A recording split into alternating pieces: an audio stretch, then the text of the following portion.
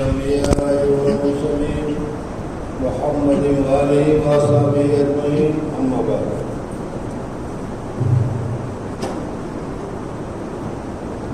عن نعمان بن بشير رضي الله تعالى عنهما قال سمعت رسول الله صلى الله عليه وسلم يقول إن الحلال بين وإن الحرام بين وبينهما مشتبهات لا يعلمهن كثير من الناس ومن اتقى الشبهات استبرأ لدينه وإرزه ومن وقع في الشبهات وقع في الحرام او كما قال علیہ الصلوۃ والسلام. یہ حضور اکرم صلی اللہ علیہ وسلم کی ایک حدیث ہے اور حضور اکرم صلی اللہ علیہ وسلم نے اس میں ہمارے لیے بہترین ایک اصول اور ایک قانون بتایا ہے اور اس قانون کو بتانے کے ساتھ ساتھ مثال کے ذریعے سے بھی حضور صلی اللہ علیہ وسلم نے اس کو واضح کیا ہے. پہلے قانون کیا ہے تو اس کا ترجمہ حدیث سے ہم سمجھ لیتے ہیں. حضرت نعمان بن بشیر رضی اللہ عنہ فرماتے ہیں کہ میں نے سنا رسول اللہ صلی اللہ علیہ وسلم سے آپ فرما رہے تھے کہ بے شک حلال بھی کھلم کھلا اور ظاہر ہے اور حرام بھی کھلم کھلا اور ظاہر ہے اور ان دونوں کے درمیان میں کچھ چیزیں ایسی ہیں جو شبہات ڈالنے والی ہے. لا یعلمہن کثیر من الناس، بہت سارے لوگوں میں سے بہت سارے لوگ اس کو نہیں جانتے. فمن اتقى الشبہات، جو آدمی شبہات سے بچ گیا تو اس نے اپنے دین کو محفوظ کر لیا اور اپنے عزت کو محفوظ کر لیا. اور جس آدمی نے شبہات میں واقع ہو گیا، گر گیا یا عمل کر لیا، وقع فی الحرام، تو وہ حرام میں داخل ہو جائے گا. دنیا میں بہت ساری چیزیں ہیں لوگوں کے سامنے کھلا معلوم ہے کہ یہ چیز حلال ہے، یہ چیز جائز ہے. ادنا سے ادنا آدمی بھی پڑھا لکھا نہ ہو وہ بھی جانتا ہے کہ کون سی چیز حلال ہے اور کون سی چیز حرام ہے. تو حلال بھی کھلا ہے اور حرام بھی کھلا ہے. جب حرام کھلا اور واضح ہے تو پھر آدمی کو اس کے مطابق عمل کرنا چاہیے اور حلال طریقہ کے مطابق، چاہے وہ طریقہ کھانے کا ہو، چاہے وہ طریقہ پہننے کا ہو، چاہے وہ طریقہ عمل کرنے کا ہو، چاہے وہ طریقہ دنیاوی ہو یا اخروی ہو، کچھ بھی ہو، اس میں جو جائز اور حلال ہے جس کو ہم اچھی طریقے سے جانتے ہیں اس کے مطابق عمل کرنا چاہیے. اور جو جن چیزوں کے مطابق ہمیں معلوم ہے کہ یہ طریقہ ناجائز ہے، یہ گناہ ہے، کھانے کے اعتبار سے بھی یہ چیزیں نہیں کھانی چاہیے، پہننے کے اعتبار سے بھی یہ چیزیں نہیں پہننی چاہیے، یہ حرام ہے، یا اسی طریقے سے اس چیز کو استعمال نہیں کرنا چاہیے، یہ حرام ہے، تو اس کے اوپر ہمیں عمل کرنا چاہیے. جان بوجھ کر خود جانتے ہوئے گناہ کرنا، جانتے ہوئے کسی چیز میں گر جانا، یہ ایمان کی کمزوری کی علامت ہے. جب اللہ جل جلالہ وہ اپنے والوں نے ہمیں ایمان عطا فرمایا ہے، ایمان کے ساتھ اللہ تبارک و تعالیٰ نے ہمیں سمجھ عطا فرمائی ہے. اللہ تبارک و تعالیٰ نے ہمارے سامنے جو حق اور حلال اور جائز اور درست چیزیں ہیں اس کو کھلا بتا دیا. کون نہیں جانتا کہ ماں باپ کا احترام کرنا، ماں باپ کی عزت کرنا یہ ہمارے لیے اچھا ہے، جائز ہے، درست ہے. اور ماں باپ کی بے عزتی کرنا، ماں باپ کے ساتھ عزت کے ساتھ پیش آنا، یہ ہر ایک آدمی جانتا ہے کہ یہ برا ہے. تو حضور اکرم صلی اللہ علیہ وسلم نے فرمایا الحلال بین، حلال کھلا ہے، الحرام بین، اور جو چیزیں حرام ہے وہ بھی ہر ایک آدمی جانتا ہے. سود لینا ناجائز ہے، شراب پینا ناجائز ہے، زنا کرنا ناجائز ہے، غیبت کرنا ناجائز ہے، کسی کی بے عزتی کرنا ناجائز ہے، کسی کی ذلت کرنا ناجائز ہے، کسی کو کیا ہے تحقیر کرنا، اتار دینا، اس قسم کی چیزیں کرنا ناجائز ہے. ہر ایک آدمی جانتا ہے. پہننے کے اعتبار سے بھی کون سے کپڑے پہننا چاہیے، کیسے کپڑے پہننا چاہیے، کتنا صدر کھلا رکھنا چاہیے، کتنا صدر کو کھلا رکھنا نہیں چاہیے، یہ ہر ایک آدمی جانتا ہے. عمل کے اعتبار سے بھی کیسے بال رکھنا چاہیے، کیسے بال نہیں رکھنا چاہیے، کیسے داڑھی رکھنا چاہیے، کیسے داڑھی نہیں رکھنا چاہیے. چھوٹے سے چھوٹا بچہ اور بڑے سے بڑا آدمی، ہر ایک آدمی اچھی طریقے سے جانتا ہے. اس کو سکھلانے کی، بتانے کی ضرورت ہے. ان ساری چیزوں کے جاننے کے باوجود اگر ہم کچھ غلط کرتے ہیں تو اس میں شریعت کا کوئی گناہ نہیں، بلکہ یہ ہماری سرکشی ہے، ہماری برائی ہے کہ ہم جان بوجھ کر جاننے کے باوجود کنویں میں گر رہے ہیں، جاننے کے باوجود ہم غلط عمل کر رہے ہیں۔ تو حضور اکرم صلی اللہ علیہ وسلم نے اس حدیث میں فرمایا کہ حلال کھلم کھلا ہے، جائز ہے، حرام بھی کھلم کھلا ہے، جائز ہے، ہر ایک آدمی اس کو جانتا ہے۔ اگر کوئی آدمی ہدیہ دے اور اخلاص کے ساتھ دے ہدیہ، تو یہ ہدیہ لینا چاہیے، اللہ تبارک و تعالیٰ کی طرف سے دیا گیا ہے، اس وجہ سے اس کو لینا چاہیے۔ لیکن رشوت دے رہا ہے اور رشوت کو ہدیہ کہہ کر دے رہا ہے، تو ہر ایک آدمی جانتا ہے کہ رشوت کو ہدیہ کہنے کی وجہ سے وہ چیز جائز نہیں ہو جائے گی، اس سے بچنا چاہیے اسے۔ لیکن اب اس کے باوجود بھی وہ پیسے کی لالچ کی وجہ سے رشوت دے رہا ہے اور یہ سمجھ رہا کہ یہ تو ہدیہ مل رہا ہے،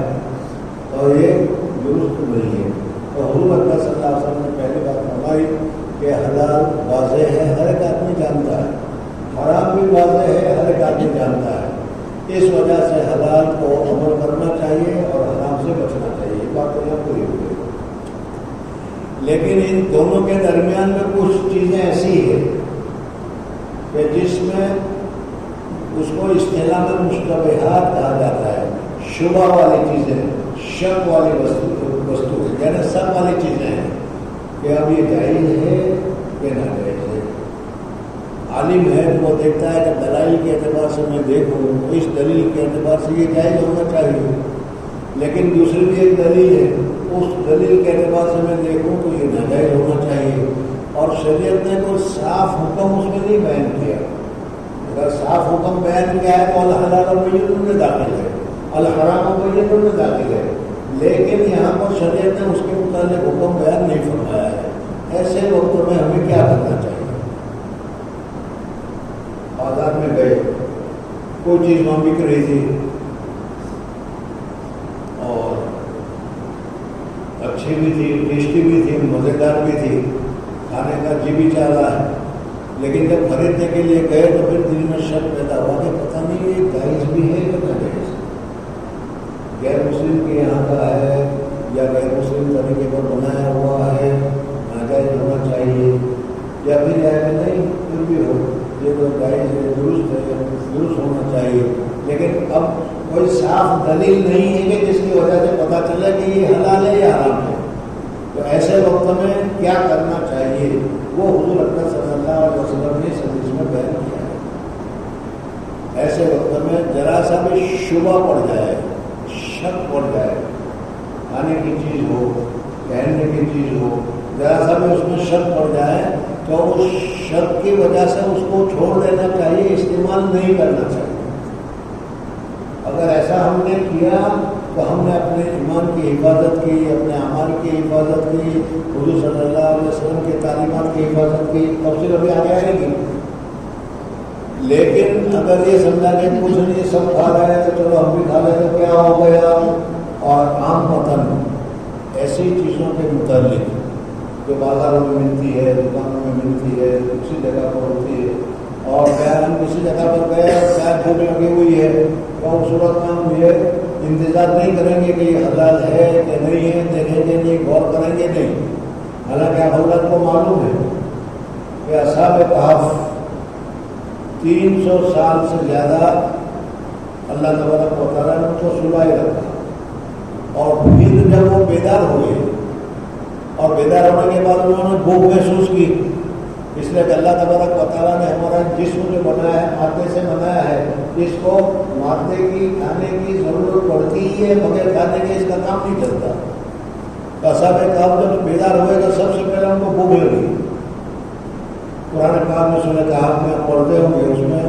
ایک آدمی نے اسے کہا کہ جاؤ بازار جاؤ اور بازار میں سے پاک حلال پاکیزہ چیز جو کھانے کی ملتی ہے وہ لے آؤ۔ اتنے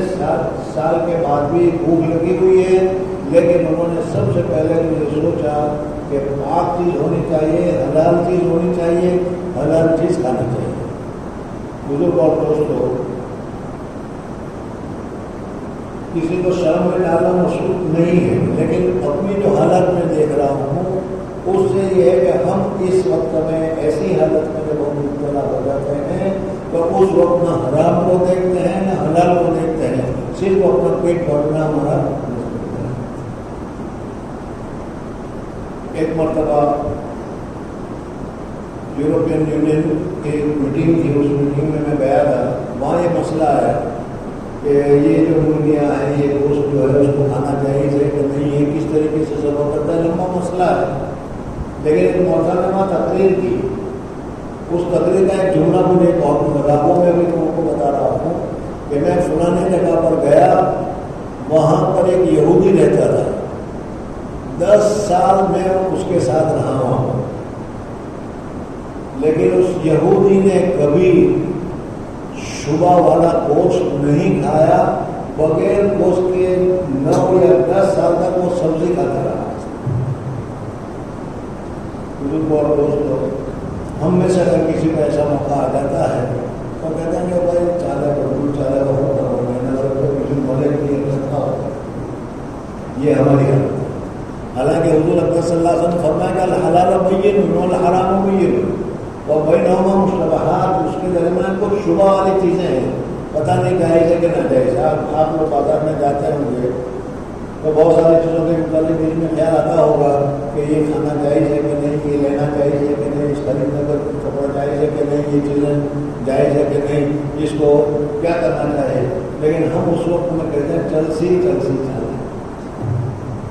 پیسے کماؤ، پیسے حاصل کرو، چلاؤ، چلے گا یہ۔ حضور اکرم صلی اللہ علیہ وسلم نے فرمایا ایسا مت کرو، ایسے وقت میں تم کو تقویٰ اختیار کرنا چاہیے، اور تمہارے دل میں جب شبہ آ گیا کہ یہ ناجائز ہے، جب تک دلیل حلال کی نہ ملے، تمہارا شبہ ضائع نہ ہو، وہاں تک تم کو اس چیز کو ہاتھ نہیں لگانا چاہیے، کھانا نہیں چاہیے، پینا نہیں چاہیے، استعمال نہیں کرنا چاہیے، بلکہ اپنے آپ کو بچانا چاہیے۔ اگر ایسا کیا تو تم نے اپنے ایمان کی حفاظت کی اور اپنے ایمان کو بچایا، اور اگر ایسا نہیں کیا، جیسا ہم لوگ میں سے اکثر کرتے ہیں کہ بھائی کیا کریں، ماحول ایسا ہے، سب جگہ یہی ملتا ہے، کیا کریں، کھانا ہی پڑے گا، نہیں کھائیں گے تو کیا کس طریقے سے زندگی گزاری، اس وجہ سے کہ حلال چیزیں دوسری بہت ساری، ہاں اگر کہیں حرام کے علاوہ کچھ ملتا ہی نہیں اور جان بچانے کے لیے تم کھا رہے، وہ دوسرا مسئلہ ہے، لیکن اس گوشت کے علاوہ، اس چیز کے علاوہ دوسری بہت ساری چیزیں حلال ملتی ہیں، لیکن ہم اس حلال کی طرف نہیں جاتے نا، وہ سے چاہے وہ حلال کا ہو چاہے وہ حرام کا ہو، اس کی کیا دل میں شبہ بھی ہو پھر بھی کچھ نہیں چلے گا۔ تو حضور اکرم صلی اللہ علیہ وسلم نے فرمایا لا یعلمہن کثیر من الناس